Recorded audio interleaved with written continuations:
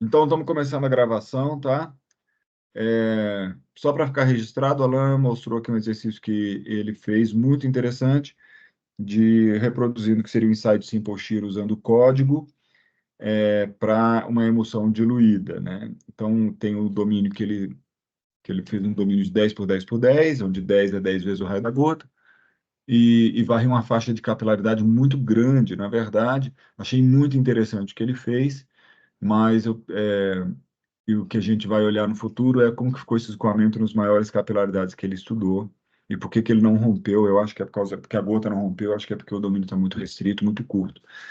E mas foi um exercício assim super bem feito. Fez teste de convergência de malhas, deu para ver que a coisa está indo muito bem. O que eu quero mostrar é o seguinte: os gráficos você me mostrou agora aí de sigma XY, ou melhor, sigma X, não, XY e N1 e N2 são gráficos que vão revelar para a gente três funções materiais: a viscosidade, o N1 e o N2. Só que como a emulsão é diluída, no caso de emulsão diluída, acontece que o efeito do particle stress, lembra da aula passada? O particle stress é a contribuição da fase particulada das gotas para a tensão, né? Para o bulk stress, que é para a tensão da emulsão. O particle stress é muito pequeno, porque tem pouquíssima gota. Na verdade, você está simulando uma látice que tem uma gota só, que quer representar uma emulsão que, muito embora tenha muitas e muitas gotas, cada gota não vê hidrodinamicamente a outra. Coisa que a gente já viu que na simulação com domínio de 10 por 10 por 10 pode não ser tanta verdade assim. Mas aí, o que eu vou sugerir aqui, eu vou pegar aqui um material para a gente olhar uma adimensionalização uma maneira de mostrar a reologia para não ficar assim tão pequeno os resultados, os números não ficarem tão pequenos, tá? Então, eu estou pegando aqui uns paper aqui, deixa eu ver se eu pego um bacana aqui. Pá, pá, pá. Ah, tá aqui.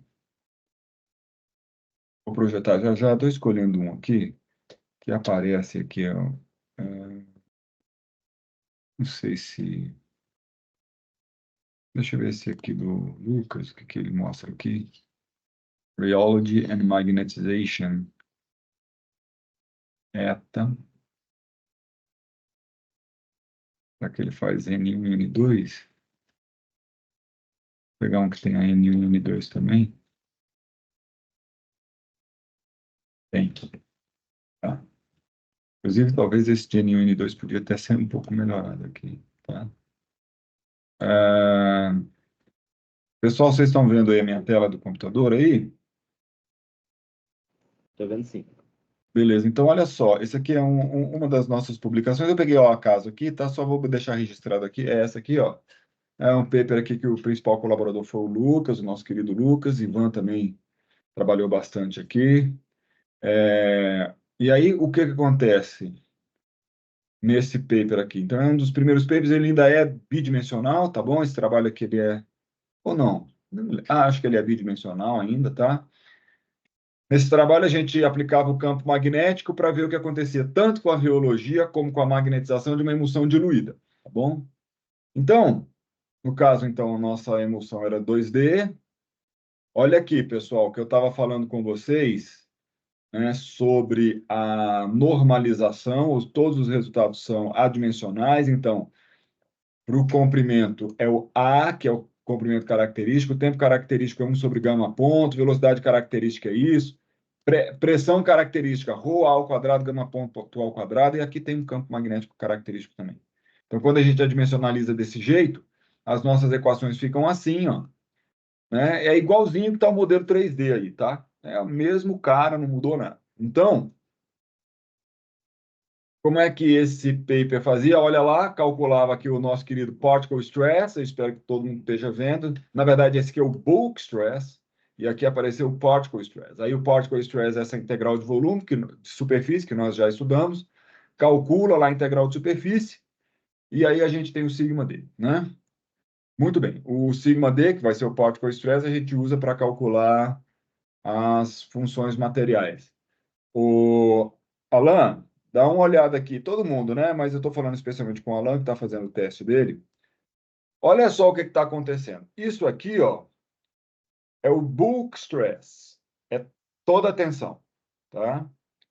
Se você subtrai de eta gama ponto, isso dá o particle stress. Então, aqui em cima, o que a gente tem, na verdade, é o particle stress, que é só se você pegar, se você, que eu acho que é precisamente o que você plotou. É o numerador dessa fração aqui. Pelo que eu estou lembrando aqui do gráfico que você mostrou, você deve ter mostrado um sigma xy ou yx, aqui não vai fazer diferença. Mas se você pegou só do stress alert, que lá no código está chamado stress alert, você pegou só esse numerador. Porque o numerador desconta o stress alert, ou particle stress, né? Ele desconta a parte newtoniana. É exatamente isso. Agora, repara, ao invés de ele só dimensionalizar por eta gama ponto, e aí as tensões estão todas adimensionalizadas por eta gama ponto, tá? Ele também dividiu por um beta aqui, onde esse beta é, na verdade, a fração volumétrica, tá? Isso vai deixar o número maiorzinho. O que é a fração volumétrica? Cara, a fração volumétrica, ela o que é? É simples que ela é. O volume de gota dividido pelo volume total, tá? Então, se você fizer essa divisão aí, você vai conseguir comparar seus resultados com esse aqui, ó. Tá vendo aqui? Esse gráfico aqui. Lembrando que esse gráfico é 2D, tá? Lembrando que esse gráfico é 2D. Então, se você comparar aí, mas você vai poder botar seus pontos aqui em cima. Deixa eu me lembrar aqui, tá? Comparison between predictions from stress alert formulation, blue circles, and from the average. Ah, tá. Isso aqui é o seguinte, eu posso até falar aqui o que dá para fazer aqui. Não, não, eu não preciso se preocupar com isso, não. Depois eu peço para a gente estudar isso aqui. Que é o seguinte, é porque você pode calcular o eta sem usar o stress alert, né? Basta você calcular a tensão de cisalhamento na parede, né? Você pega lá a parede lá de cima, faz a integral de tensão do cisalhamento e aí sai a viscosidade. Mas então, o que eu queria te falar essencialmente é isso, tá? Que dá para você fazer essas comparações aí. Deixa eu só ver uma coisa aqui. Aqui vai ter muita coisa de campo magnético, então.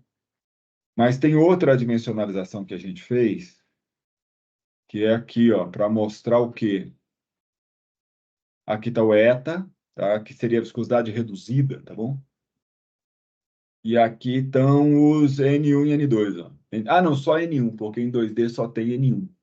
Mas que é um gráfico de N1 também que dá para comparar. Deixa eu ver qual que não tem. Teria que ser, a sua compara só com o ponto em zero aqui, ó. Compara só com o ponto em zero, porque não tem capilaridade magnética, tá? Isso aqui é de N1. Deixa eu procurar outra coisa aqui, peraí. Deixa eu ver o que o Abicalil mostrou aqui. Ele acho que é só isso.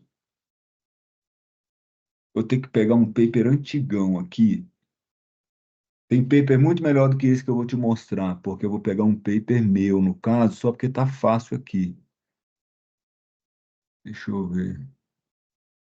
Simple Shear, não. Ah, cara, eu vou te mostrar. Eu não sei o que vocês estão vendo aí. Eu vou mostrar uma coisa que eu tenho uma certa vergonha, assim, que é um negócio que eu tenho muitas críticas a esse texto que eu vou mostrar a vocês, tá? Que no caso é a minha tese. Minha tese usou outros métodos, ah, mas eu quero achar um negócio aqui nessa tese minha aqui. Cara, esse texto aqui é um negócio de Deus, tá? Não dá bola para isso aqui, não. Deixa eu só pegar aqui uma coisa aqui que eu tenho nessa tese que eu vou querer que você. Posso botar essa tese lá para vocês lerem. Não, não é para ninguém ler isso, não, tá? É só para saber que. Para poder pegar umas fórmulas que tem aqui. É, deixa eu achar aqui um, resultado maneiro. Olha só, pessoal, uma das coisas que eu fiz nesse trabalho aqui, isso que muita gente fez isso aqui, tá? Mas que não é vantagem nenhuma, tá bom? Mas uma das coisas que eu fiz nesse trabalho aqui foi fazer previsões usando teoria de pequenas deformações para o sigma D. O sigma D é o particle stress. Aqui não tem magnético, não tem nada, tá? Aqui não tem magnético, não tem nada. Então, olha só que interessante. Se a gente pegar uma emulsão diluída embaixo dos números de capilaridade, Alan, você está vendo? É um texto em português aí, escrito emulsão diluída embaixo do número de capilaridade, não é? Isso. Beleza. Se você pegar isso aqui, você vai ver, é exatamente o nosso caso, tá? Emulsão diluída embaixo, baixo número de capilaridade. Tá bom, eu dou conta de chegar numa expressão fechada para o particle stress. Olha que louco, tá? Fica uma solução fechada para o particle stress. Esse lambda é a razão de viscosidade, o φ é a fração volumétrica e o E é o tensor taxa de deformação, tá? Aí olha que maneiro. Aí eu faço umas definições, o que seria um μt aqui, tá bom? μt seria esse número aqui. Mas olha que maneiro que tem aqui, quer ver, ó? Será que eu não deixei bem redondinho? Eu, com certeza eu deixei, peraí.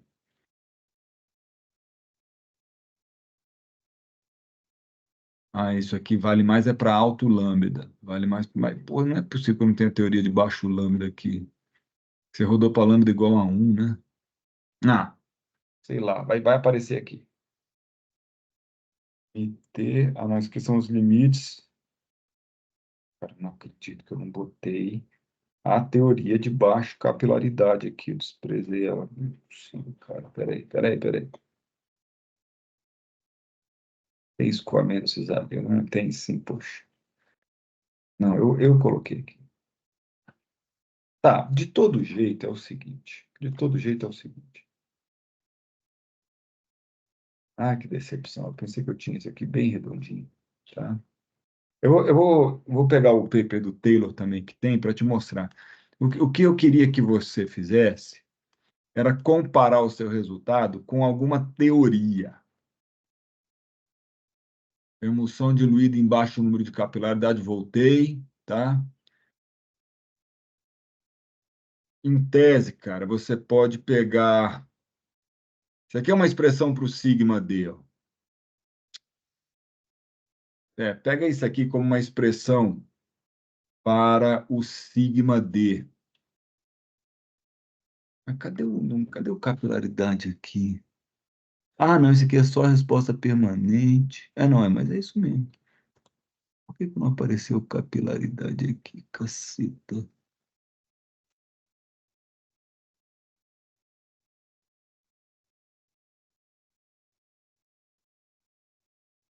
E aparece. Se você pegar essa expressão aqui, ó, ela vai se aproximar esse coisa aqui, ó. Essa expressão aqui, essa expressão 4,57, ela vai se aproximar da viscosidade que você está lendo lá, tá?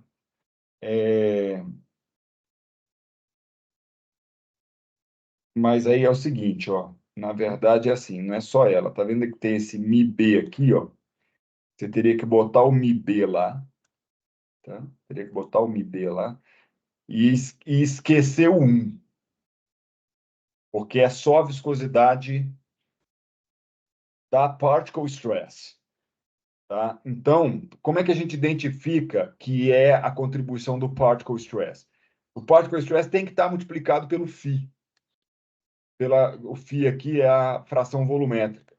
Então, você tem que recolher desta expressão inteira, incluindo o μb, você tem que recolher a parte que tem φ. E aí você vai chegar numa expressão que, no caso dessa coisa que eu fiz aqui, ela funciona muito bem quando o lambda, que é a razão de viscosidade, é 10 ou maior, tá? Ela é 10 ou maior. Aí o capilaridade pode, inclusive, ser alto e tudo mais, tá? Poderia ser o limite para a gente trabalhar poderia ser esse aí, tá? Então, poderia pegar esse resultado. Tem outros papers do Showalker e do Taylor e de outros caras aí. Eu vou parar de projetar isso aqui, que eu quero projetar outra coisa.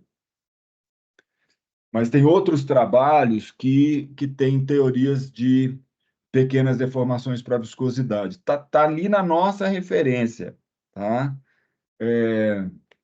E aí, qual que era o ideal? O exercício ia ficar lindo, né?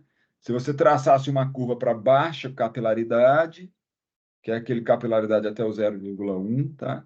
E testando com as teorias dos outros, né? A teoria do Showalker, a teoria do G.I. Taylor, ou essa teoria que eu fiz aí, que ela é mais adequada para lambda alto, lambda maior que 10, tá?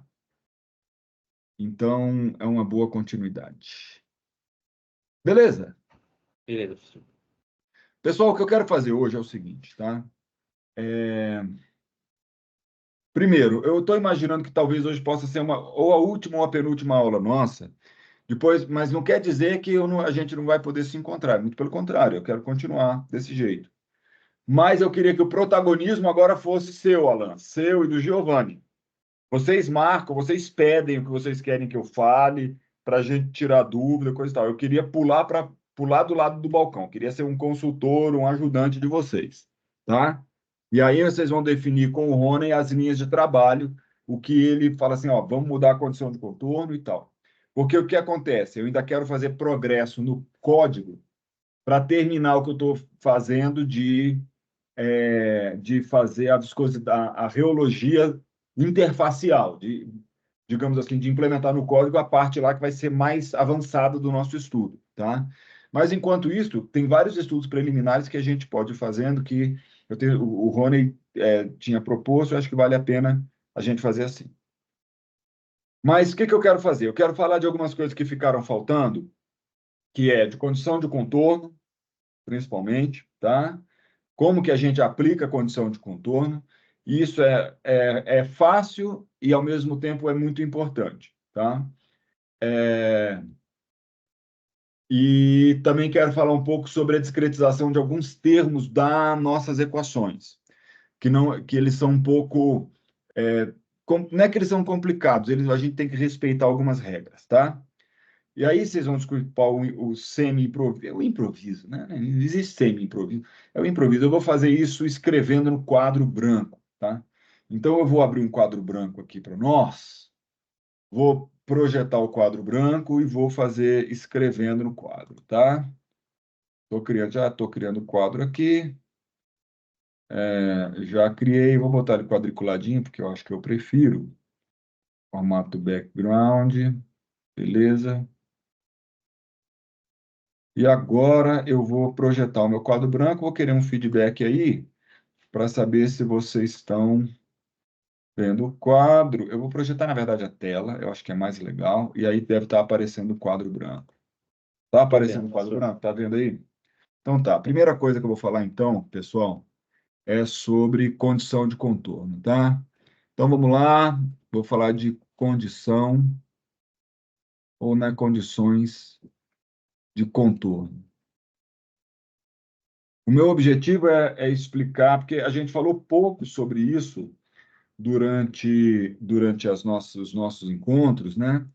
E, enfim, a gente precisa dar uma acertadinha nesse negócio aqui, tá? Eu vou falar primeiro sobre quais são as condições de contorno do problema e quais são as condições, como que a gente aplica isso numericamente, tá? Então, olha só, pessoal, vamos olhar uma coisa aqui, né? Então, nesse nosso programa, né? Vamos pegar um exemplo aqui, que é o nosso caso aqui do Simple Shear. Então, quando a gente olhar aqui o problema, a gente está estudando Simple Shear como? A gente bota uma superfície aqui, outra aqui, esse camarada, essa tampa que está andando para lá com uma velocidade, sei lá, U, e essa outra tampa aqui. Na verdade, eu vou botar U vezes meio, U sobre 2. Aqui eu vou colocar U sobre 2 também, tá bom? esse tamanho aqui entre elas é H, maiúsculo assim. Então, aqui a gente tem um gama ponto, que na verdade é U sobre H, e a gente coloca aqui, essa superfície aqui, ó, vou fazer ela quadriculadinha, que é como se fosse o final do domínio. Ela é periódica com essa, as duas são periódicas. Quer dizer que não tem uma condição de contorno mesmo ali, é como se fosse um pedaço de fluido. Eu gosto de imaginar isso assim, ó. Isso aqui na verdade, isso aqui é como se aqui fosse um coet flow. Se você olhasse de cima, você pode imaginar isso como sendo isso, ó. Entendeu? Porque é como se essa superfície quadriculadinha fosse um pedacinho aqui, ó, tivesse bem aqui. E o que você está fazendo é dar uma volta inteira no coete. Então, ela é uma superfície só, tá? Então, você pode imaginar dessa maneira, tá? Mas, claro que computacionalmente a gente tem que fazer alguma coisa. Então, a gente tem dois tipos de condição de contorno aqui. Um tipo de condição de contorno que chama condição de Dirichlet. Por quê? Porque eu sei quanto que vale o valor de U. Vou primeiro falar de condições de contorno de velocidade, tá? Falar de condições de contorno de velocidade. Então, U, tá certo? Então, aqui, a gente sabe quanto U vale. O U vale o U da fronteira. O U que a fronteira tem. No caso, qual que é o U que essa fronteira tem? Na direção X, ele tem menos U sobre 2. Na direção Y ele tem zero. Vou tratar o caso 2D porque é muito grande ficar escrevendo muita coisa, tá? Então, eu conheço o valor de U. Quando a gente conhece o valor da condição de contorno, é aquele chamado de condição de Dirichlet, tá? É uma condição de Dirichlet. Beleza? Muito bem.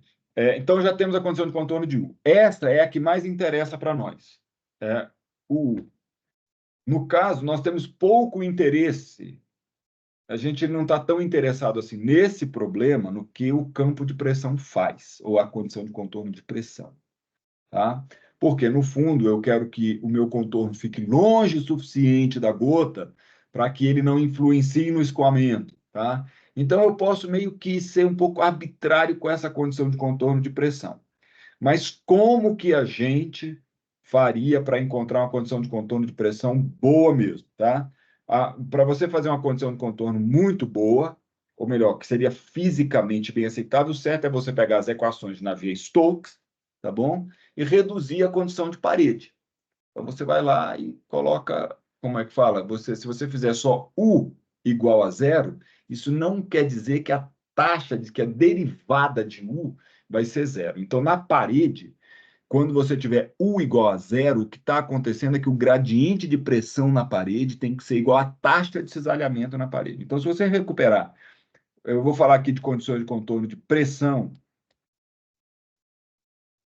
o que seria coisa assim, digamos, ao pé da letra correta, tá? Se você recuperar a equação de Navier-Stokes, a equação de Navier-Stokes é du dt igual a menos grade P mais como é que é mesmo? Div no caso. Eu vou fazer elas como se fosse só o escoamento, tá? Eta, perdão. Escoamento monofásico. Eta Laplaciano de U. Vou fazer assim, tá? Olha, nessa situação aqui, lembra, vamos supor que na parede, o gama, U na fronteira, ele seja, como é que fala? Você conheça o valor de U, né? Não, já está ali, já está menos U e aquela coisa lá, tá? Valor de U. Então, o que vai acontecer aqui? O que vai acontecer aqui é o seguinte, cara. Esse termo aqui vai contribuir, sei lá, acho que vai, né? Você vai ter esse tipo de UDT mais U escalar grade de U. Não vai, olha que interessante, tá? Ele não vai contribuir. Por que que ele não vai contribuir? Primeiro que na parede a velocidade é permanente, então isso aqui é zero, porque, lembra, eu estou em X que pertence à parede, então na parede só que isso vale, tá? Na parede tem outra coisa, o U tem só a componente horizontal, Só que o grade de U vai variar localmente na parede só na direção vertical. Esse produto aqui vai dar zero na parede, tá? Aqui. Então, esse cara aqui você vai... Porque, na verdade, aqui vai aparecer aqui termos, né? Aqui vai aparecer o seguinte termo, ó. U du dx, que é zero, porque du dx é zero, porque U é constante na parede, ou U dv dy, e dv dy é zero, porque V é zero na parede, tá? Na verdade, o V não necessariamente é zero na parede. A derivada, os V é zero, mas a derivada é zero. Como é que eu chego à conclusão que a derivada de dv dy é zero na parede? Essa aí é uma good question que eu não sei te responder agora, assim, logo de cara, tá? Não sei te responder, mas o que a gente, assim, ao pé da letra, tá? Mas o que a gente está imaginando é que não tem componente vertical de velocidade aqui próximo dessa superfície. Eu acho que seria bastante aceitável, tem que pensar nisso, tá? Enfim, não tem esse termo todo aqui.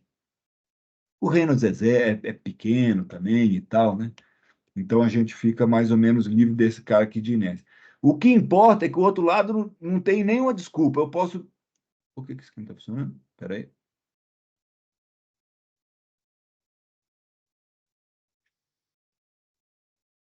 Ah, voltou. Tá. Voltou. Os risquinhos lá.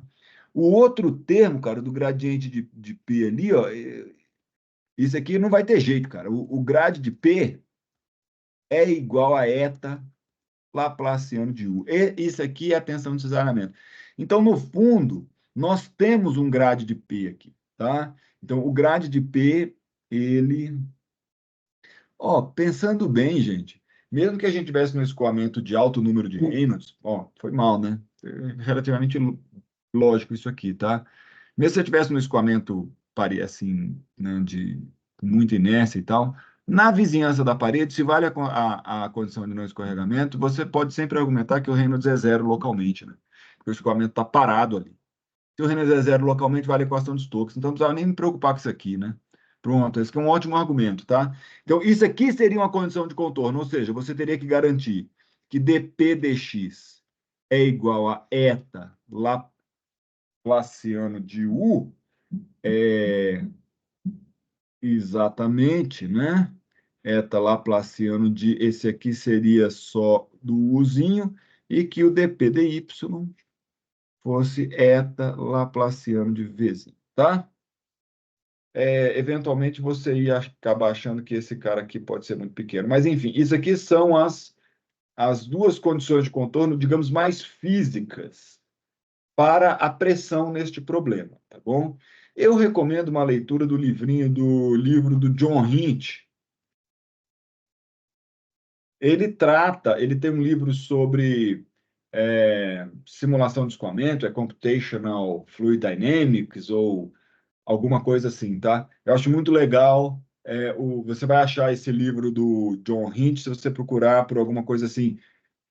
O subtítulo seria alguma coisa do tipo Think Before Code, tá? Então, ele gosta muito disso aqui. Pense antes de fazer programa, né?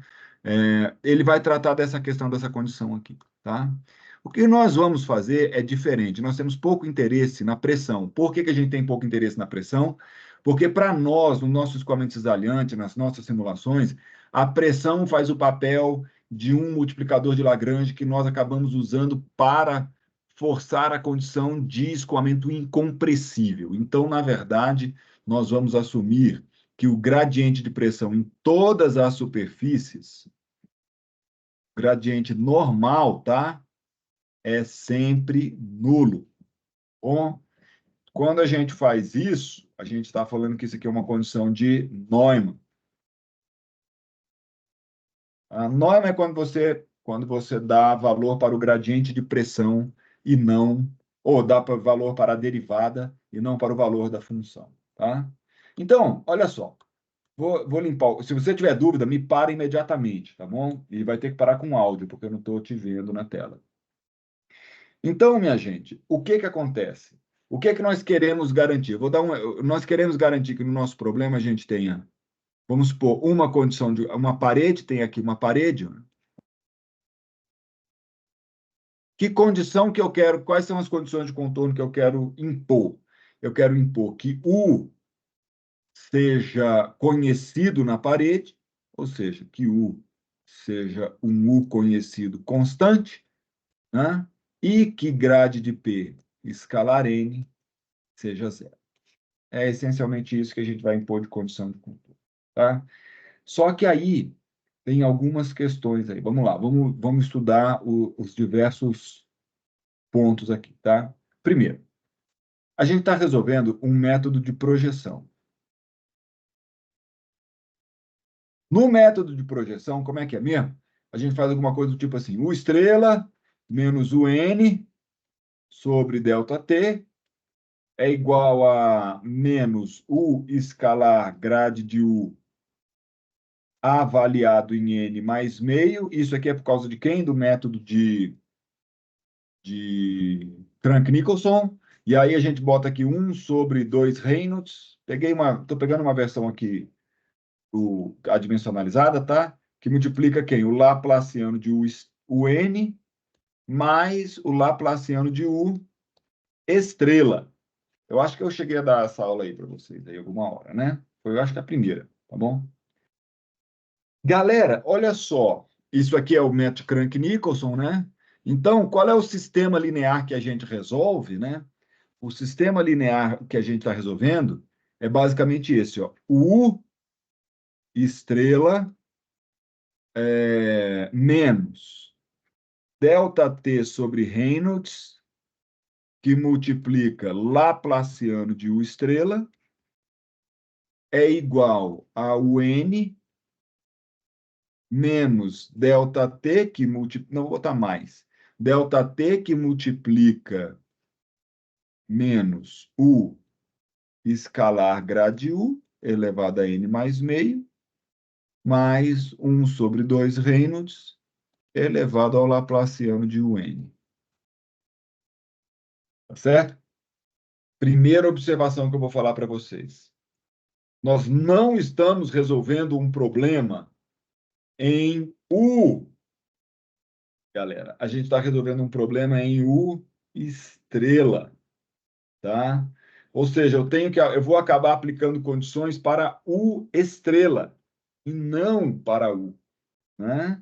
Então, isso aí é uma coisa que a gente vai ter que estar atento, a gente tem que estar atento a isso, tá bom? Ora, mas qual é a consequência disso, né? Quando a primeira coisa que a gente pode fazer, que eu vou explicar agora, é fazer de conta que U estrela é igual a U. O que que significa? Por quê? Porque, na verdade, eu conheço a condição de contorno para U e não para U estrela.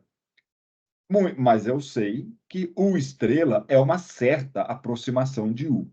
Então, uma primeira saída numérica, assim, uma primeira coisa que a gente pode fazer é simplesmente aceitar o fato de que, ou nos contentarmos com o fato de dizer que U estrela no contorno, tá? Ou seja, em X que pertence ao contorno sólido, seja igual ao valor de U no contorno sólido, que eu vou chamar de U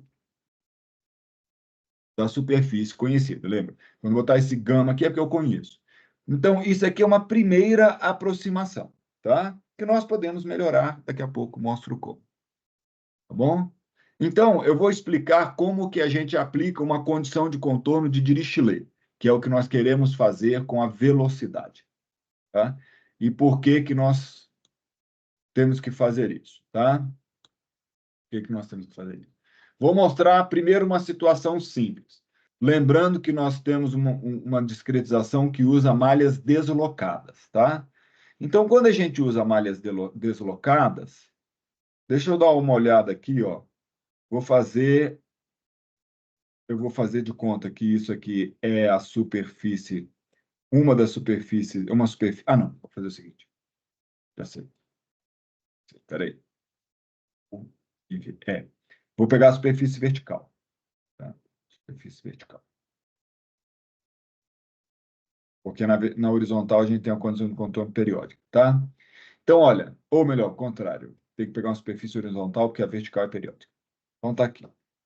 Só que agora eu vou lembrar vocês que nós estamos tratando de uma situação em que a nossa malha é staggered, né? A gente tem uma malha deslocada. Então, se você desenhar essa malha aqui, ela vai ficar diferentona, né? Deixa eu ver se eu consigo pegar aqui bonitinho.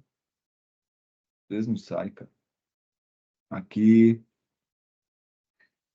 aqui,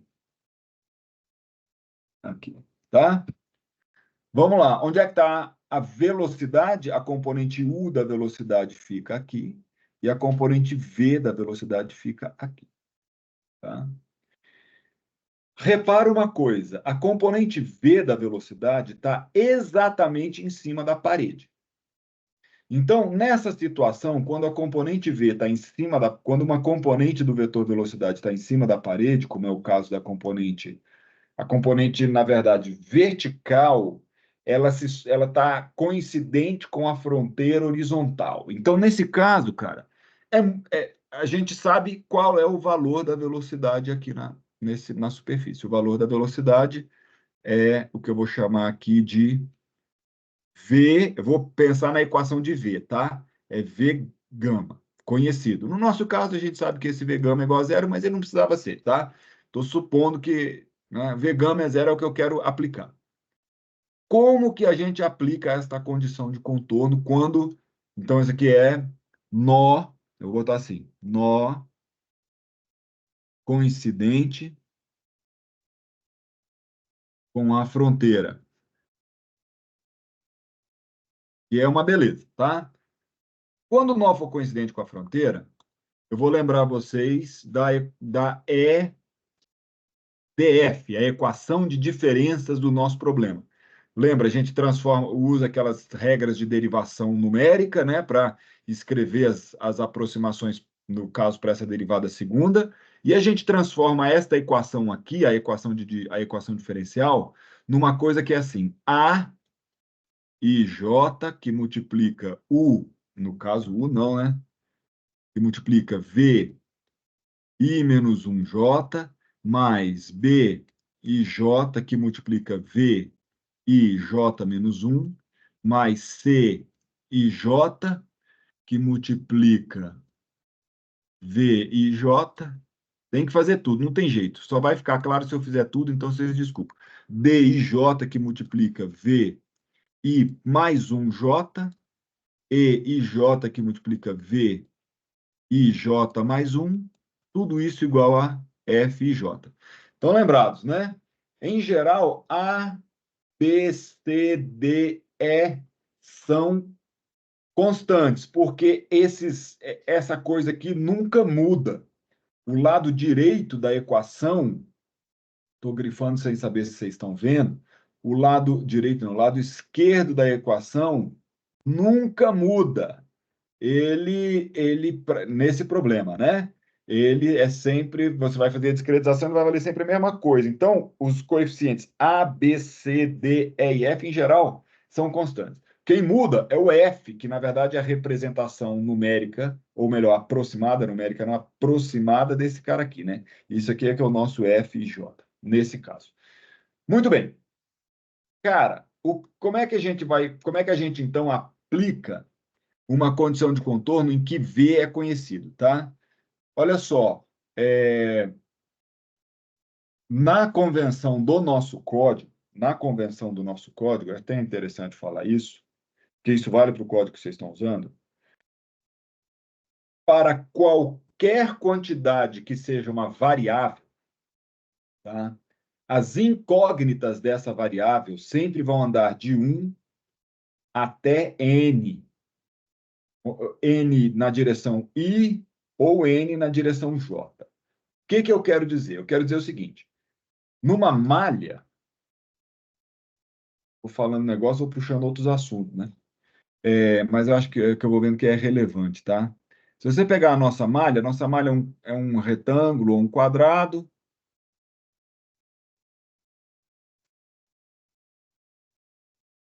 Beleza, ficou feião, não tem problema, eu vou puxar aqui Vou ter que fazer esse exercício aqui numa malha feia aqui, para a gente entender o que eu quero dizer, tá? Pegou essa malha feia aqui que faz de conta que é bonita, e vamos fazer o quê? Na hora que por exemplo, vamos olhar para o V, né? O V, as componentes V, elas estão nessas posições aqui. Tem aqui V. Vou desenhar todos os Vs aqui, ó.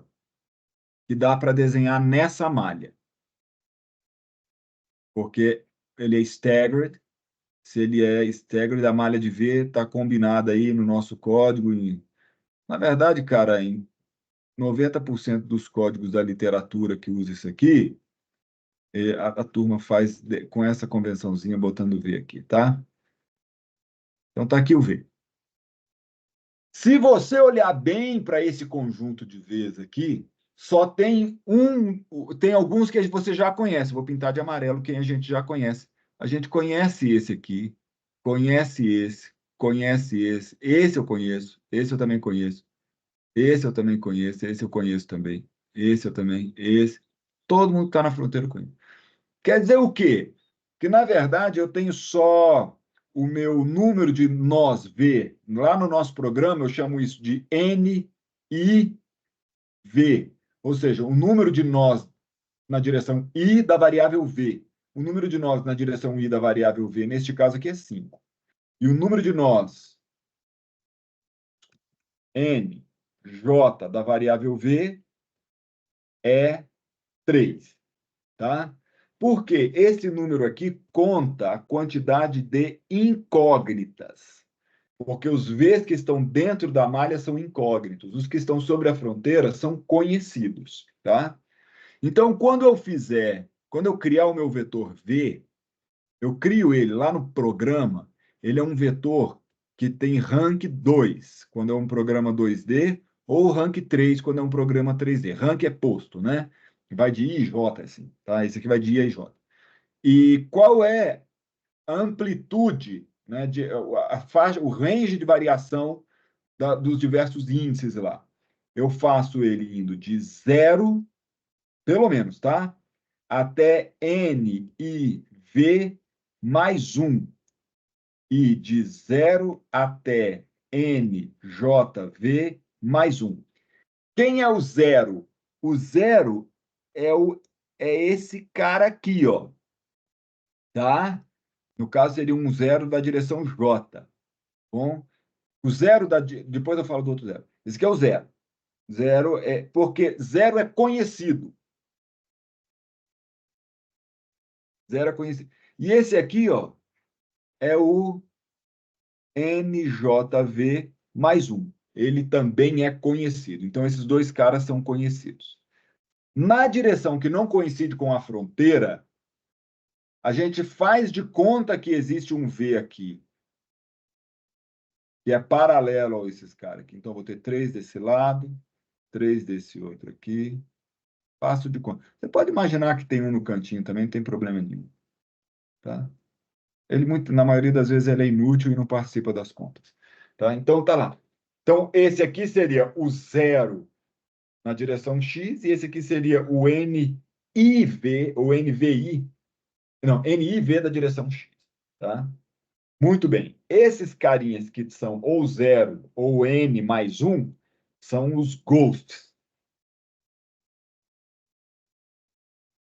fantasmas. Porque no senso, porque na verdade os fantasmas mesmo são esses, porque eles não existem, né? Eles não existem. Mas esse aqui não seria fantasma porque ele existe, né? Ele está dentro da malha, ele está na fronteira da malha, mas a gente chama de ghost assim mesmo. Bom, então olha só, vou voltar aqui. Dúvidas aqui nessa convenção? Isso aqui é a convenção que a gente usa em todos os nossos códigos, tá? Então você sabe que as incógnitas estão sempre restritas entre 1 e NIV, ou 1 entre NIJ, NIU, NIP, NI, qualquer quantidade do nosso programa. Falei? Beleza, né? Caceta, cadê? Cara, toda hora acontece alguma coisa aqui. Ó, eu espero que você esteja me ouvindo. tá dando pau aqui no programa, aqui nas coisas aqui. Não consigo mexer. O mouse parou de funcionar. Ah, pronto. Ih, caramba, Ctrl Z. Voltou. Tem uma mãe aqui, como é que é? Ah, pronto. Beleza. Pessoal, então, olha, vou voltar à condição de contorno. Tá? Vou voltar à condição de contorno. Ou seja, eu vou me preocupar com esta equação em um local específico, que é este, o local deste ponto aqui. Tá? Então, quando eu estiver olhando para esse ponto, vou aplicar a condição em V. Quando eu estiver olhando para esse ponto, quem são os vizinhos dele, né? Tem um V aqui. Ah, tá. Minto. Perdão. Não tô, na verdade, eu não estou tão preocupado com isso. Tá? Por quê? Esse cara não é incógnita. Esse aqui quem é? Ele é o NJV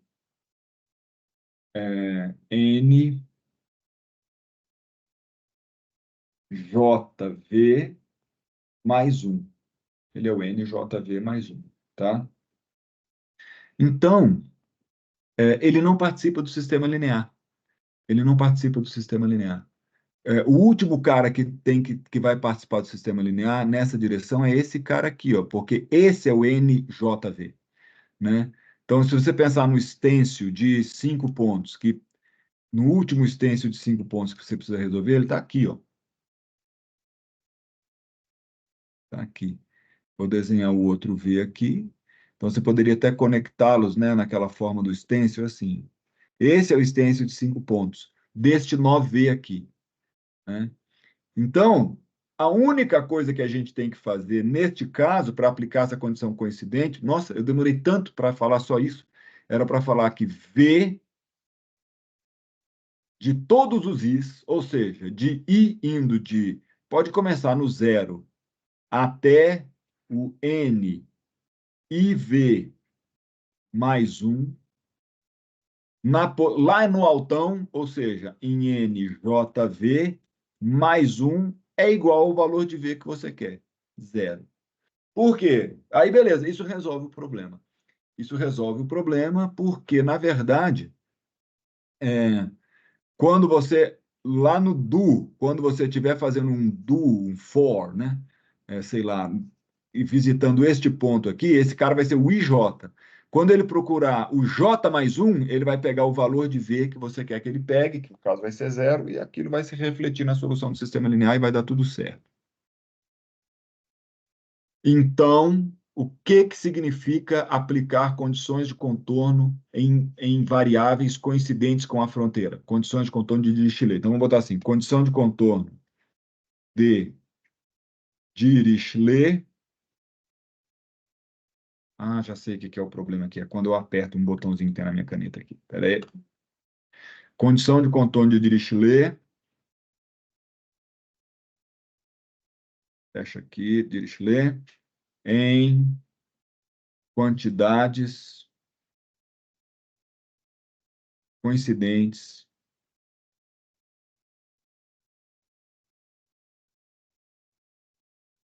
com a fronteira.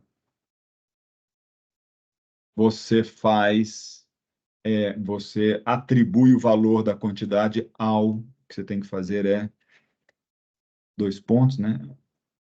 Atribuir o valor no contorno, naturalmente, né, da variável que você está resolvendo, ao ghost.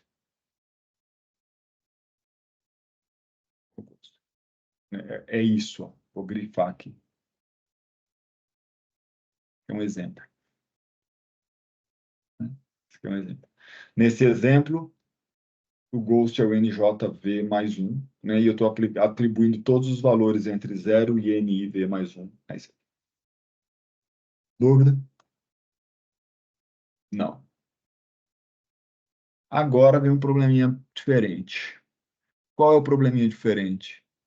Seria esse aqui, ó. Não, eu vou botar o título primeiro. Nó não coincidente. Como é que é isso, hein? Puxei aqui o contorno, tá bom? Vou fazer aqui um domíniozinho aqui. Bonitinho. Esse aqui saiu legal. Olha, esse aqui saiu bacana, tá? Tô indo bem. Muito bem. Ó, com esse domínio aqui, vamos pensar agora na quantidade U. Rapaz, o U tá aqui, ó. Quer dizer, esse U aqui, ele ainda é incógnito, ele está dentro do domínio. Quem é o U que não é incógnito? Eu vou pintar ele, tá? Vou pintar ele. Tem esse U aqui, aí ele tem um outro amiguinho dele, tá onde? Tá aqui. Vamos fazer o stencil dele. Tá aqui. O outro está aqui. E ele tem o outro coleguinha que está embaixo dele, bem no meio da face. Aqui. E quem é que está aqui em cima? O Ghost. Eu vou desenhar de branquinho, igual um fantasminha mesmo, o Ghost. Olha lá, tá? Beleza. O Ghost não existe. Não existe no senso estrito da palavra. Ele é um ponto fora do domínio dos que você está resolvendo um problema matemático. Tá? Então, não existe. A gente vai usar para dar um nó aqui para resolver esse negócio, tá bom? Então, olha só, pessoal, como que funciona isso aqui. Primeiro drawback aqui. Como nós não temos um ponto coincidente com a fronteira, vai ser impossível aplicar a condição de Dirichlet perfeitamente cravada na fronteira. O que eu quero dizer com isso? Você não vai, ela vai ter um erro também, tá? Mas esse erro não vai ser porque eu não consigo colocar o nó na fronteira. Significa porque eu não consigo, como eu não tenho um nó de malha lá, eu não vou conseguir botar o valor exato lá. O que a gente faz é o seguinte: o que eu sei é que nesse ponto aqui, ó, esse nó não existe, que não é um nó que existe, não. A amarelinha aqui é um nó que não existe também. Mas nesta posição eu conheço o valor da variável. Digamos, eu sei que nesse caso o estrela vale o U da fronteira. Lembrando que a gente está assumindo que o estrela e o U são a mesma coisa. Tá? Nesse caso. Só que esse nó amarelo também não existe. O que eu tenho que fazer é modificar o nó, modificar. Você não vê o que eu tenho que fazer. Eu não sei explicar o que eu tenho que fazer. Quer dizer, eu sei explicar, mas não dá para falar mais cedo. Tem que falar tudo. Ó, vamos lá. O primeiro passo, o que que é? Sabendo que a velocidade que eu conheço é a velocidade de fronteira, a primeira coisa que eu tenho que fazer é determinar a velocidade no Ghost, que seria, né? O Ghost é sempre um seria, assim, participe, sei lá, né? Não, participe não, é um condicional, né? Determinar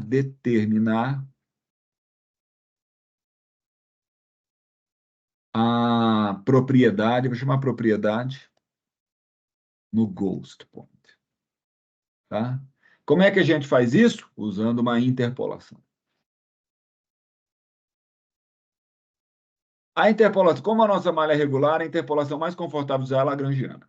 Então, a gente vai usar uma interpolação lagrangiana, tá? O que que eu vou usar? Se você imaginar esses três pontinhos aqui, ó,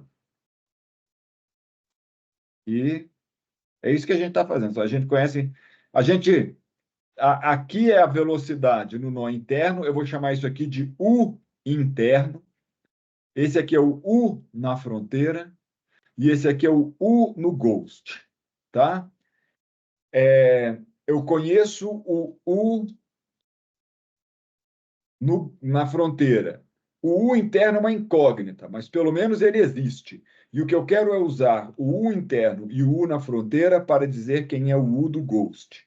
Se a gente for usar uma regra de interpolação, na verdade, se você aplicasse uma reta, tá bom? Se fosse uma reta que você estivesse aplicando aqui, você ia ver que, na verdade, U do Ghost mais U interno dividido por 2 é igual a U gama. Pessoal, não é que eu estou tirando a média, não, hein? Não é a média, não. Na conta parece uma média aritmética. E neste caso particular, em que todas essas distâncias são iguais, etc. e tal, tá bom? Mas isso não é uma regra, assim, foi um caso aqui. Isso aqui é um polinômio lagrangiano de grau 1, que está aproximando isso aqui. Então, quer dizer que o seu U no Ghost, quem ele é? Ele é 2 vezes o U na fronteira menos o U interno. Esse é o valor do U do Ghost. Entendeu aí? Essa é uma aproximação ordem Δx ao quadrado. Por quê? Porque eu usei um polinômio de grau de reta, grau 1. Polinômio de grau 1, você truncou no x ao quadrado. Tá? Então, essa é uma aproximação de x ao quadrado. Bom? Beleza. E agora? Segundo passo. Usar. Então, a gente gerou uma equação do Ghost. Usar a equação do Ghost na equação de fronteira, na EDF, equação de diferenças finitas, da fronteira. Então, a primeira coisa que a gente tem que fazer é escrever na fronteira. Quem é na fronteira? É o A, I. Qual é o J que a gente está? A gente está no J N J V. É aí que a gente está, né? Então, é esse ponto aqui. É o último nó da fronteira. Não é bem da fronteira, tá? É o mais próximo da fronteira. A última equação que existe. Qual é a última equação que existe? É a equação para o último nó, a equação para os nós que estão aqui, para esse, para esse, para esse. Então, em particular, para esse nó aqui do meio, tá? A equação qual que seria? Seria a INJ, que multiplica, me ajude aí, U I NJV, NJU, né? Eu vou botar só NJ, tá, pessoal? UNJ, não é I, não, é I menos 1. O A está multiplicando I menos 1. A que multiplica I menos 1 NJ, mais B, I, Professor, NJ. Oi! só uma dúvida. Não seria NJ menos 1, porque o NJ seria o Ghost? Aonde está? Não, ó, boa pergunta. Eu estou fazendo a equação para esse nó aqui, ó. Para esse nó Ah, tá, aqui. entendi. Beleza. Esse nó é o nó INJ, tá? Então, os A's, B, C estão todos INJ. O que muda é aqui. Então, esse cara aqui agora vai ser quem? Me ajuda. U, I, NJ menos 1, mais B, opa, C, I, NJ, que multiplica U, I, NJ. Ó, fui lá no nó, né? No nó focal, digamos assim. Mais ABCD. O D quem é? É o I mais 1. I mais, perdão. D, I, N, J de quem? U, I mais 1, N, J. E agora o último. E, I, N, J, com uma vírgulazinha, se você tiver paciência de escrever, que multiplica quem? U de I, N, J mais 1. N, J mais 1. Tudo isso igual a F de I, N, J. Esse cara, o UINJ mais 1, é o Ghost. Tá de acordo? Então, o que que eu vou fazer? Vou pegar a equação do Ghost e vou botar aqui dentro. Para economizar um pouco de quadro, eu vou colocar ele aqui embaixo. Vou mexer só nesse... Como é que vai ficar esse termo aqui? Deixa uma setinha. E vou escrever. Ele vai ficar I, que multiplica NJ. No lugar do Ghost, eu vou escrever 2 vezes o gama menos o in. Quem é o in nesse caso? tá? O in, que é quem está fazendo o papel de in, ó, tem aqui a fronteira, o ghost e o que eu chamei de in. Quando você olhar aqui, é o nó focal, ó. É o U-I-N-J. Então, esse in aqui é U-I-N-J.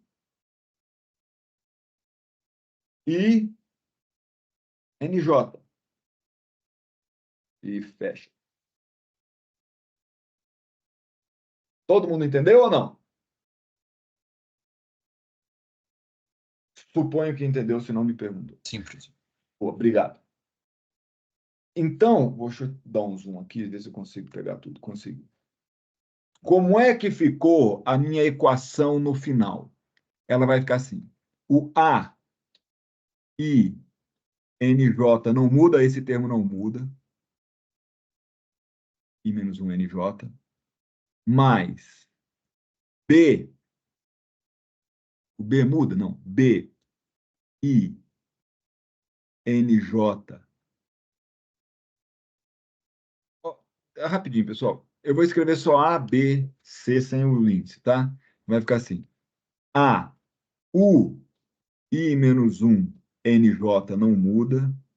B, U, I, NJ menos 1 também não muda. Mais C, aqui vai mudar, porque ó, multiplicando o U, I, NJ, aparecem dois termos. Então, no lugar de C apenas, o que eu vou ter é C mais E. Multiplicando quem? U, I, NJ. Mais D, U, I, mais 1, NJ. E aqui no lugar do E, não existe nada. Para representar que não existe nada, eu vou botar mais E, I, N, opa, E, desculpa, que multiplica um zero. Que multiplica um zero, tá? Peraí. Não, não vou não. Não vou fazer isso não. Falei bobagem.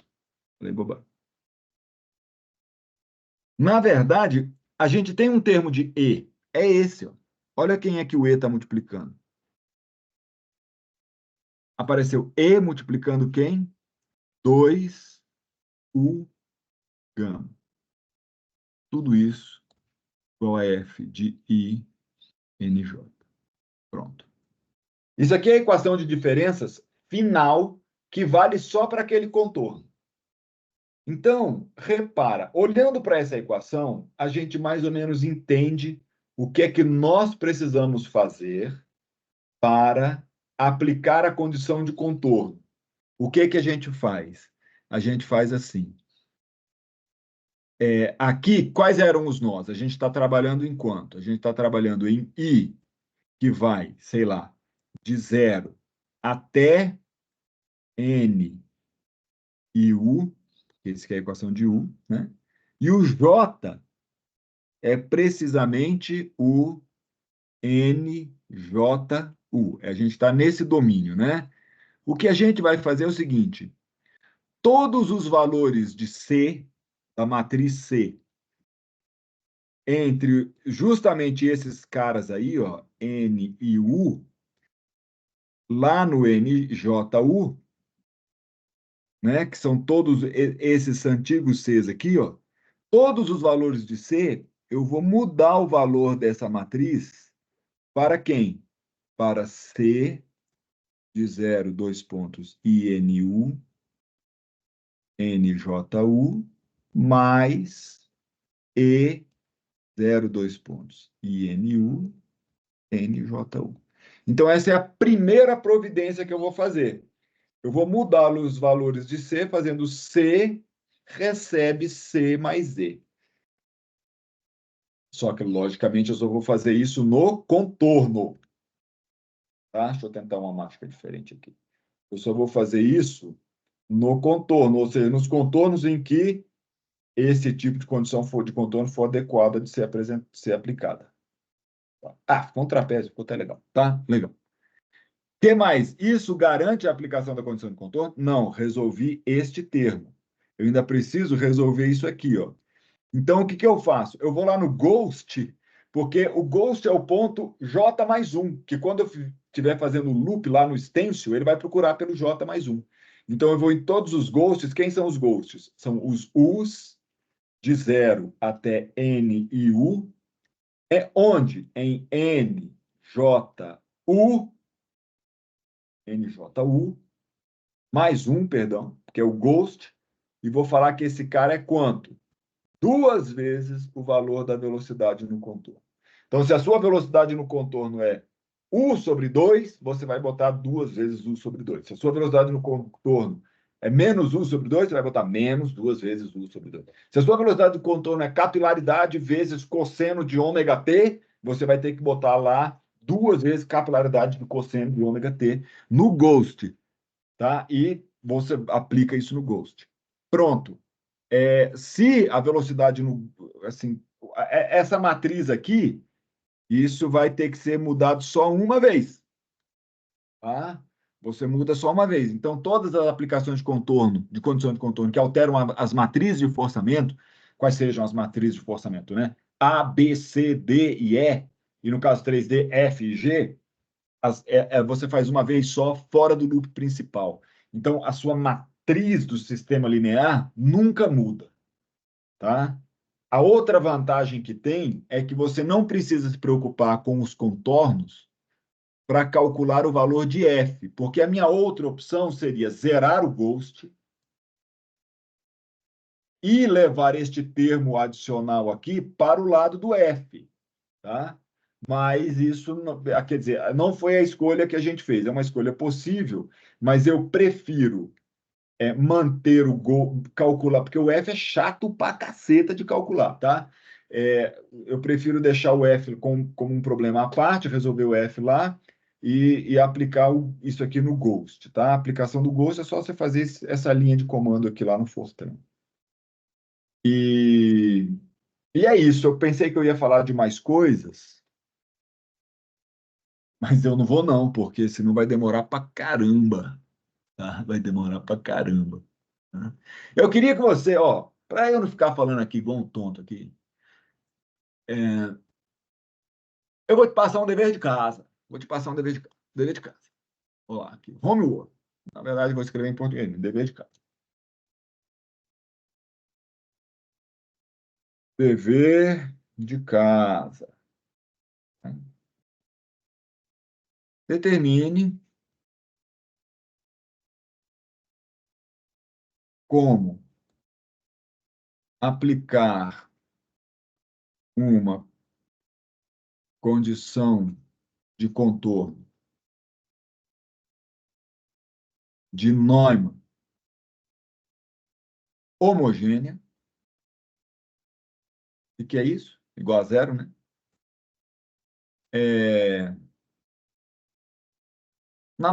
Nessa discretização, na discretização assim, na discretização.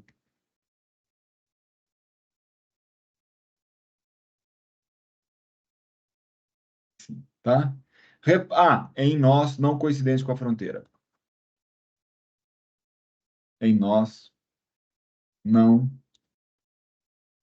coincidentes com a fronteira, tá bom? Então, vou dar uma dica aqui para você não ficar perdidão, tá? Dicas, né? Isso aqui, por exemplo, vai se aplicar ao problema do campo de pressão. Como é que ficaria a equação de pressão mesmo? Nossa equação de pressão é alguma coisa do tipo assim, Laplaciano da pressão falsa, eu não sei mais como que eu chamei a pressão falsa aqui.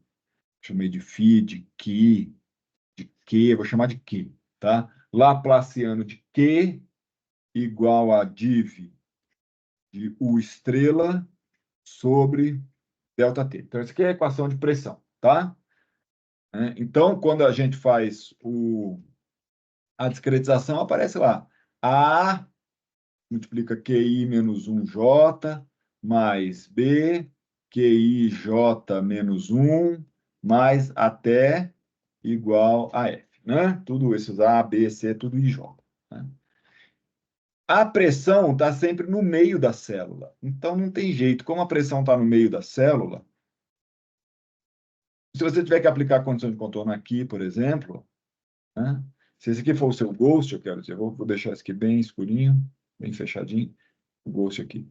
Quem é seu stencil aqui? O seu stencil é esse nó e esse nó. Um grafozinho, né?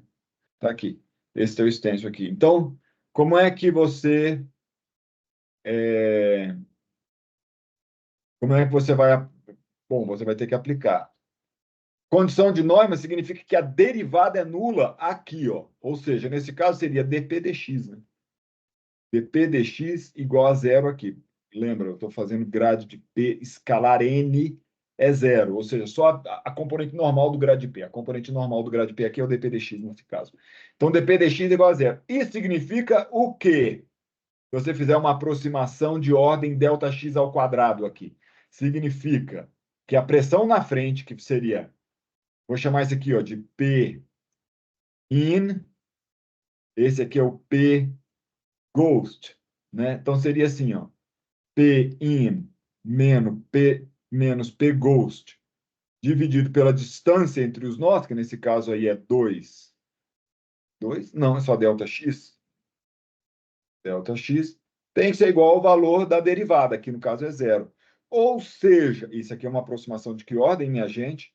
Isso aqui é uma aproximação de ordem ΔX ao quadrado, né? Consistente com o que a gente tem feito. Então, ou seja, qual é a equação do ghost aqui? Simples. P ghost igual a P in. O que é que você tem que fazer agora? Escrever a equação de diferenças para todos os nós nessa fileira aqui. Né? Substituir o valor do ghost, do nó do ghost, identificando corretamente quem é o Pin. Ah, mais uma vez, o Pin aqui, que no caso é o Qin, né? Seu Qin, ele vai ser QIJ, ele é sempre o QIJ, tá? Onde tem P aqui, leia-se Q. Então, aqui. Então, o que que eu queria te dizer com isso? Queria te dizer que é bico, né? É isso que você vai substituir. Acha o que que vai acontecer? Como é que vão mudar os coeficientes? Mais uma vez, você vai ver que o coeficiente central, que no nosso caso é C, vai ficar alterado por uma equação parecida com essa, similar com essa, tá? E aí, o Ghost vai ter outro valor. No caso, eu acho que o Ghost vai ser zero. Aí você vai aplicar zero no Ghost e você vai ter que mudar a condição de contorno no sample. Enfim, minha gente, cansei. Era isso que eu tinha para falar hoje com vocês. Vou parar de projetar a minha tela. Cadê? Como é que faz isso mesmo? Aqui, para. Aparece aí, pessoal. Estou sozinho para caramba. A gente dá um tchauzinho antes de terminar a aula.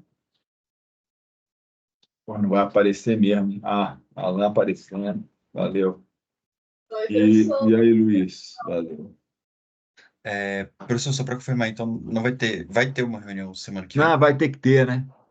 Porque eu não falei de um lance cabuloso que é como você discretiza os termos de viscosidade variável. É o seguinte, deixa eu explicar um negócio para vocês. Depois que a gente estiver habituado com o programa, onde que a gente mexe nele? Tá? A gente não precisa ficar mexendo nas rotinas de resolver sistema linear, nem mexe, vai ficar lá. Tá? A gente só tem que saber escolher, tá? E saber em que condições elas funcionam, a gente vai aprendendo isso. Quase nunca a gente vai ter que mexer. A gente não vai ter que mexer na parte de level 7. Não tem que mexer. Mas o que que a gente tem que mexer? Quer dizer, o Luiz vai ter que mexer no level 7, porque o projeto do Luiz é de engordar a gota. Então você vai ter que mexer no level 7.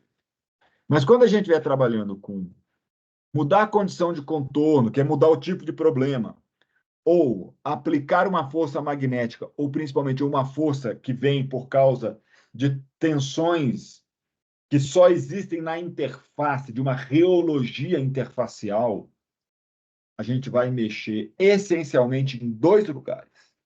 Na condição de contorno, porque vai mudar o tipo de problema. Quero mudar o escoamento. Não quero que seja mais um simple shear. Quero que seja um oscillatório shear. Vai mexer nas condições de contorno. No caso, você vai alterar especificamente a rotina que calcula os ghosts. Só isso. Porque se você olhar bem, a matriz A não muda, mas o valor da velocidade ali no ghost, que é o gama, vai ficar mudando se for um oscilatório shear. Uma hora ele vai para um lado, outra hora ele vai para o outro. Então, todo passo de tempo, você fica calculando o novo valor do gama e modificando o valor do ghost para ele calcular. Então, mexe no ghost. E 2, e depende, né? Se você for, e se eu for mudar agora para outro flow, um escoamento confinado, tem Dirichlet em mais de uma subrotina, em mais de uma parede, pô, vai ter que mudar lá os Cs e tal. E o outro lugar que a gente mexe é onde a gente enfia a força nova. Onde que as forças novas aparecem? Que é a força de capilaridade, a força magnética, a força elétrica, ou as forças que vão vir embutidas, né? Que também são forças, tensões, vou chamar de capilares, mas são interfaciais, na verdade, né? Que vão gerar um salto entre a tensão que você vê de um lado da interface e a tensão que você vê do outro lado da interface. Essas forças vão entrar no F. Quando você olhar a rotina de F, você vai ver que tem uma parte que é facinha de entender, que é a parte que está lá o Laplaciano de U, porque o Laplaciano de U, você bate o olho e vê que é ele. Agora, a parte da viscosidade variável é um monstrengo. Então, eu preciso mostrar para vocês a origem desse monstrengo para você estar mais ou menos sabendo o que é aquilo lá. Porque é a rotina onde que a gente tem que mexer sempre. E além do mais, é o seguinte, a origem desse monstrengo, ela explica como, porque o nosso algoritmo de projeção é como é. Não é, porque o algoritmo de projeção que a gente usa não é exatamente esse que eu mostrei nas últimas aulas, tampouco esse que eu mostrei hoje. A gente tem que fazer um gato a mais, uma modificaçãozinha nesse algoritmo do método de projeção para poder lidar com a viscosidade variável. Então, eu vou ter que apresentar isso para vocês, para você entender o algoritmo de uma vez por todas, ou o método numérico que a gente está usando, e depois essas condições de discretização de termos com coeficientes variáveis.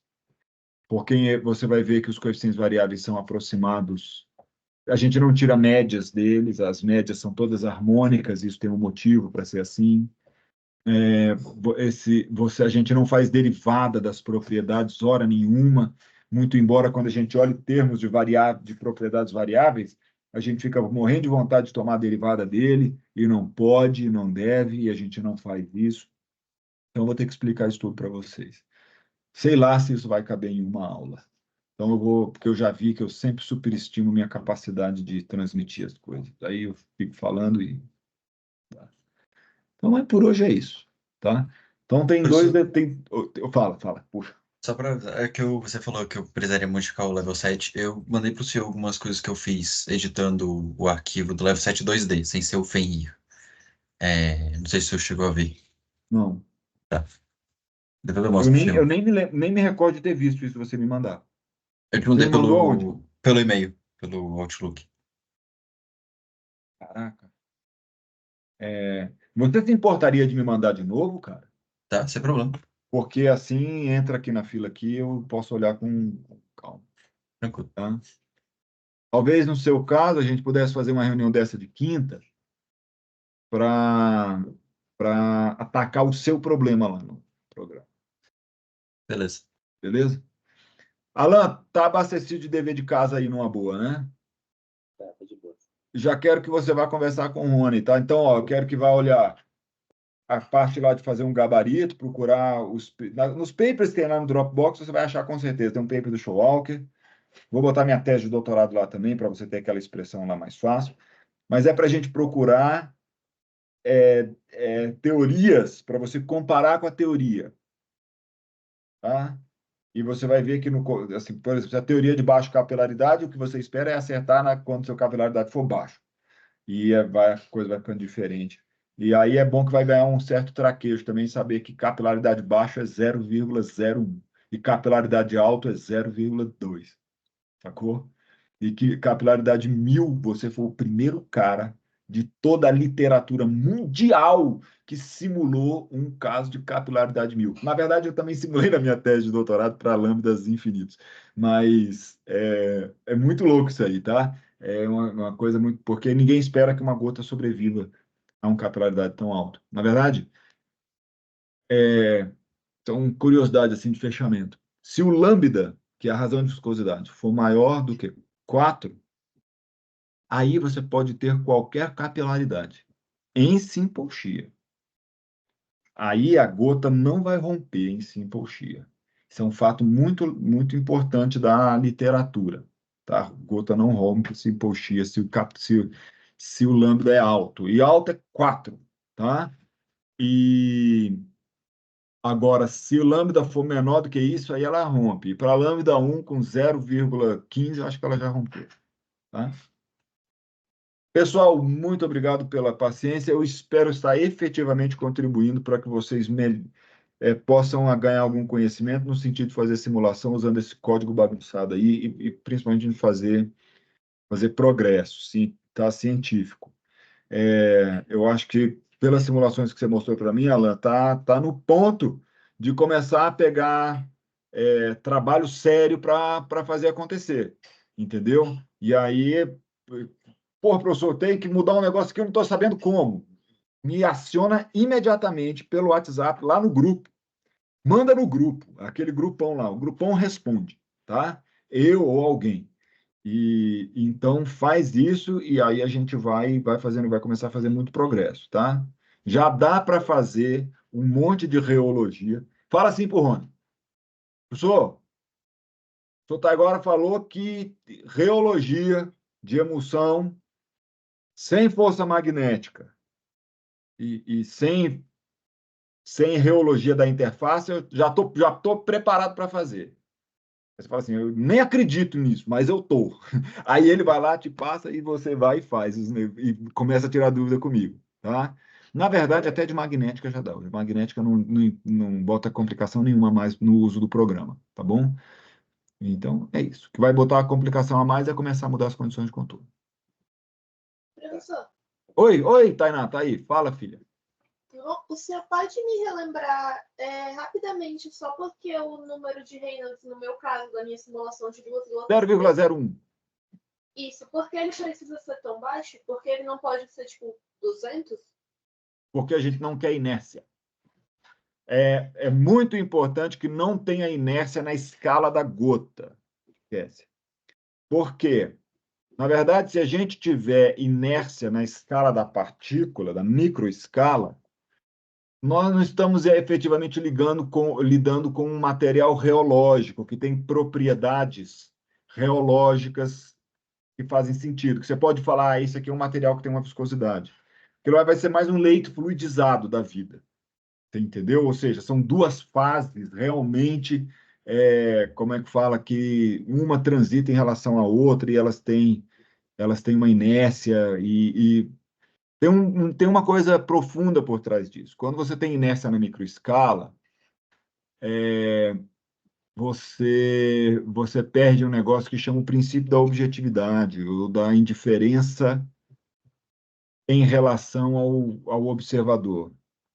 Tá? Então, isso acontece quando você tiver inércia lá. Eu estou falando para calcular a viscosidade, uma viscosidade equivalente, tá certo? Então, não dá, não pode ter inércia na microescala para que você tenha o princípio da objetividade de Trussell, na verdade, é bem posto e que você possa caracterizar uma viscosidade, um N1, N2, G', G2', são as propriedades reológicas, tá? Agora, é claro que, no sentido de estudar a dinâmica de gotas, a gente pode, quando você tem uma macrogota, você pode ter um Reynolds local naquela gota de 1, de 2. Eu já vi um paper que tinha um Reynolds de 15. E aí é muito interessante porque a inércia, a presença de inércia na escala desse suplemento, altera dramaticamente a dinâmica. Tá? Por exemplo, quando você tem inércia, você tem outros modos de ruptura que não as ondas de capilaridade propagando em cima da interface. Tem outras maneiras de romper gotas quando você tem inércia. quando você tem inércia, o movimento de tombamento das vesículas, por exemplo, é suprimido, elas não tombam mais, elas fazem só threading. Muda muito a dinâmica, tá? Mas, tanto no seu trabalho como no trabalho aqui do pessoal, nós estamos interessados em entender a microescala, para aprender com a microescala, e entender quais são as consequências da dinâmica na microescala no comportamento material, reológico, de uma emoção percebida por um observador que só vê a macroescala, ou seja, por um reômetro, né? Então, posto desta forma, não nos interessa estudar nesse momento casos que tenham inércia. Então, a gente quer minimizar os efeitos de inércia. Em alguns casos, por exemplo, tem um discriminador lógico no negócio do Vitor, no programa aí que o Vitor fez e tal. No código que eu passei para você, Luiz, não tem esse discriminador lógico. Eu fazia na mão. O Vitor fez com um lógico lá que ele bota lá um Stokes. Se você botar Stokes igual a true, ele zera o termo U grade de U das equações. Não tem termo U grade de U. Por quê? Ele fica só como um transiente, só a equação de Stokes transiente. Digamos assim, um du dt igual a menos grade de P mais div sua taxa de deformação, 2μd. Tá? Então, quer dizer, é uma coisa que a gente faz também. Entendeu, Cass? Entendi, professor. Obrigada. Beleza. Eu estava pensando uma coisa, viu, Tainá? Eu acho que quando a gente... em algum momento, acho que seria legal você rodar a coisa com o nosso código também. Eu acho que você vai achar até mais fácil do que esse OpenFOAM aí, pelo nível de trabalho que eu estou vendo que vocês têm no OpenFOAM. Acho que aprender a usar o nosso código é mais fácil. Mas continue ainda aí no OpenFOAM, porque o progresso que eu quero que você faça é aí, tá? Beleza. Mas se você quiser passar o código depois para dar uma olhada, vai ser bom também. O código está passado, você tem acesso tanto ao Dropbox, onde tem o código, tá? Mas aí eu te instruo pessoalmente. Você pode me pedir, eu te passo as coisas, tá bom? Eu vou desligar, pessoal, que eu quero conseguir fazer upload aí do vídeo até o fim do dia, porque ele demora um pouco, aí vai estar upload do vídeo da aula passada. O de hoje talvez só amanhã, porque tem um processo que ele fica gravando aí numa nuvem aqui do NB, essa gravação de hoje. Vou até parar. E aí depois é que eu consigo... Deixa eu ver se está parado já. Parar.